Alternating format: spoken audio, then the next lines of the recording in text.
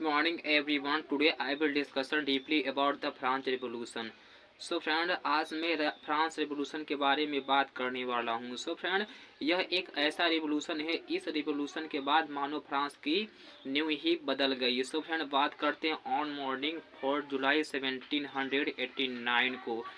हाँ, फ्रांस में पेरिस में अलार्म बजा. किसी ने यह गलत अफवाह फैला दी कि जो फ्रांस का राजा है सोसाइटी पर फायरिंग करवाएगा. अप्रॉक्सीमेटली यह सुनते ही पूरे फ्रांस की सोसाइटी में भगदड़ मच गई. Approximately 7,000 men and women Bastille किला के पास गिदर हो गए और आपस में मिलिशिया बनाने लगे.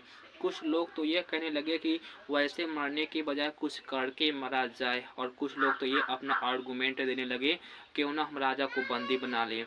सो फाइनली 4 जुलाई 1789 को फ्रांस की सोसाइटी ने ऐसे ही किया. और कुछ लोग तो अपना आर्गूमेंट ये देने लगे कि क्यों ना जो राजा का राजशाही कारखाना है, जो बेस्टाइल किला है, इसको हम लूट लें. और लोगों ने ऐसा ही किया. फ्रांस की सोसाइटी ने 4 जुलाई 1789 को उस पर अटैक बोल दिया. इस अटैक में जो उस किला का कमांडर था, बेस्टाइल किला का कमांडर था, वह मारा जाता है. और फ्रांस की सोसाइटी ने उसमें 7 प्रिजनर थे, उसको रिहा करवा लिए और उसमें से वेपन को लूट लिए. और वेपन लूटने के बाद फाइनली फ्रांस की सोसाइटी ने बेस्टाइल किला को डिस्ट्रॉय कर दिया, क्योंकि जो फ्रांस की सोसाइटी थे वो बेस्टाइल किला से बहुत घृणा करते थे, क्योंकि जो बेस्टाइल किला था वो राजा का वीरता का प्रतीक माना जाता था. सो फ्रेंड, बेस्टाइल किला को पूरी तरह डिस्ट्रॉय करने के बाद जो फ्रांस की कुछ सोसाइटी थे उसमें से जो इम्पोर्टेंट थिंग थी उसको मार्केट में सेल कर लिए. और जो कुछ लोग थे जो इस घटना को अपने यादों के रूप में सजा कर रखना चाहते थे, और लोग उसमें से इम्पोर्टेंट चीज़ अपने पास रख लिए. और सो फाइनली बेस्टाइल किला को डिस्ट्रॉय करने के बाद, उसमें से कैदियों को रिहा करने के बाद, जो फ्रांस की सोसाइटी थी राजा को बंदी बना लिया. और फाइनली राजा को गुलेटिन से सर काट कर मोनार्ची सत्ता के अनुसार मार दिया जाता है. सो फ्रेंड, फ्रांस के लोग ऐसा क्यों किए और लोग क्या चाहते थे.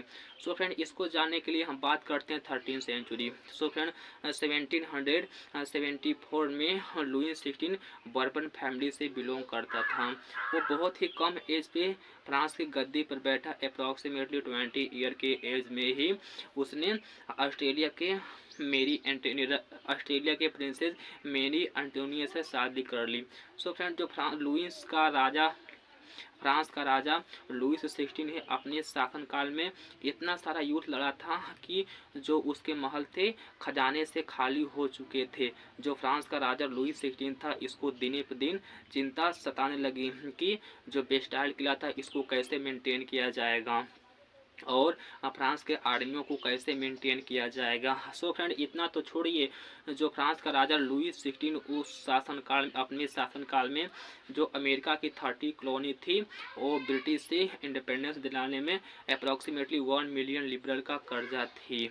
और ये तो छोड़िए फ्रेंड्स, जो लुईस 16 था फ्रांस का राजा, अप्रॉक्सीमेटली अपने अराउंड जो राजा थे उससे 2 मिलियन लिबरल का कर्जा ऑलरेडी लिया था. और जो डिबेटर थे वो फ्रांस के राजा लुईस 16 से 5% इंटरेस्ट के साथ डिमांड करने लगे.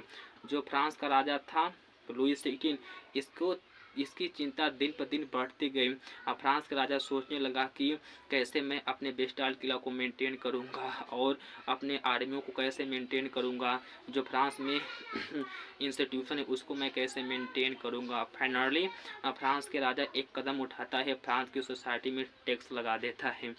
सो फ्रेंड, 13th सेंचुरी में फ्रांस की सोसाइटी 3 स्टेट में डिवाइड हो जाती है. Number first clergy, nobility and third state. So friend, बात कर लेते हैं क्लर्जी में कौन कौन आते थे. क्लर्जी में फ्रेंड्स वो लोग आते थे जिनको जन्म से प्रिविलेज मिलता था, जो बड़े बड़े बिजनेसमैन थे, जो अधिकारी थे, ये सब आते थे. अब बात करते हैं क्लर्जी में कौन आते थे. मर्चेंट, जो ट्रेडर करते थे, व्यापार करते थे, ये आते थे. थर्ड स्टेट के अंदर कौन कौन आते थे. पीसेंट, लेबर, पुअर मेन इसमें इंक्लूड थे.